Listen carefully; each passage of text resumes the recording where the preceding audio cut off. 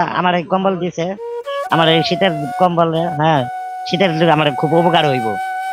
আর যারা দিছে, হ্যাঁ, সাহায্য করছে, তাদের জন্য আমি দোয়া করি। দোয়া করতাম না, আল্লাহর রহমতে খুশি নেতে সবার লাগে দোয়া করি। ভালো লাগতেছে। প্রিয় মানিল্লে আল্লাহ যেন রহমত করে, আল্লাহ যেন তার হায়াত বেরাজ করে দেয়। আল্লাহ ঠান্ডার মধ্যে ঘুমোটা বাজি গাছ দেয়, ঘুমাইমু, আল্লাহ যেন দোয়া করে। গাজীপুরে অর্ধ শতাধিক প্রতিবন্ধী ও অসহায় মানুষের মাঝে কম্বল বিতরণ করা হয়েছে।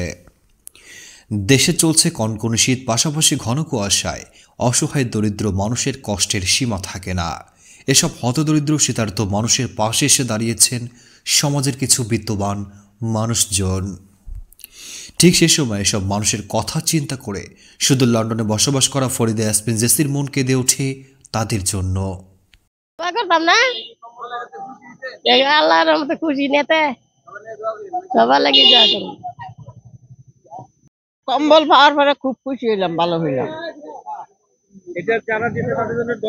দোয়া করতাম না, দোয়া করতাম না, কি করুন, দোয়া করবো, নমাজ করবো, দোয়া করবো।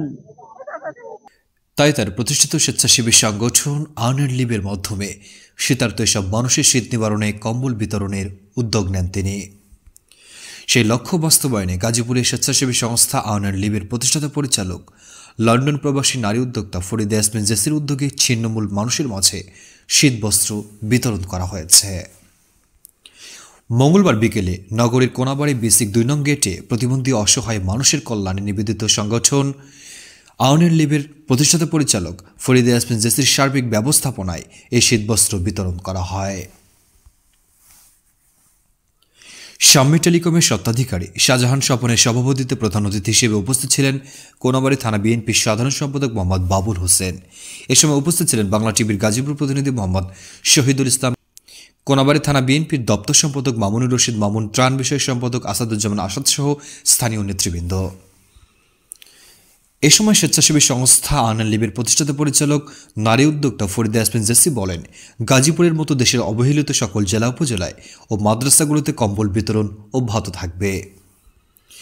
অনুষ্ঠানে প্রধান অতিথিরা বলেন, আর্নার লিবকে ধন্যবাদ জানিয়ে বলেন, ফরিদা ইয়াসমিন জেসির এই মানবিক উদ্যোগ অসাধারণ। তার এই মহতি কর্মকাণ্ডে এসব হতদরিদ্র মানুষেরা অনেক খুশি হয়েছে। শীতার্ত মানুষের পাশে দাঁড়ানো বিত্তবানদের নৈতিক দায়িত্ব। মানে আমাকে শীতের দিন কম্বল দান করলেন আপনারা। ঠান্ডার মধ্যে ঘুমোটা বাজি গাছ দেয়, ঘুমাইমু, আল্লাহ যেন দোয়া করে। দরিদ্র ও হতদরিদ্র মানুষেরা যাদের শীতবস্ত্র নেই, শীত নিবারণের জন্য সামান্য একটি কম্বল নেই, এখন যত দ্রুত সম্ভব এসব মানুষের দিকে সহযোগিতার হাত বাড়িয়ে দিতে হবে। তাই বিভিন্ন সংগঠন ও বিত্তবানদের এগিয়ে আসার আহ্বান জানান। সবার সম্মিলিত প্রয়াসে শীতের কষ্ট থেকে দরিদ্র মানুষের রক্ষা করা সম্ভব। আসুন আমরা সাধ্যমতো শীতার্তদের পাশে দাঁড়াই এবং শীতবস্ত্র বিতরণ করি। আত্মমানবতার এমন সেবা অব্যাহত রাখার অনুরোধ জানান অনুষ্ঠান বক্তারা। ভালো লাগতেছে, ভালো লাগতেছে। প্রিয় মানিল্লে আল্লাহ যেন রহমত করে, আল্লাহ যেন তার হায়াত বেরাজ করে দেয়। আল্লাহ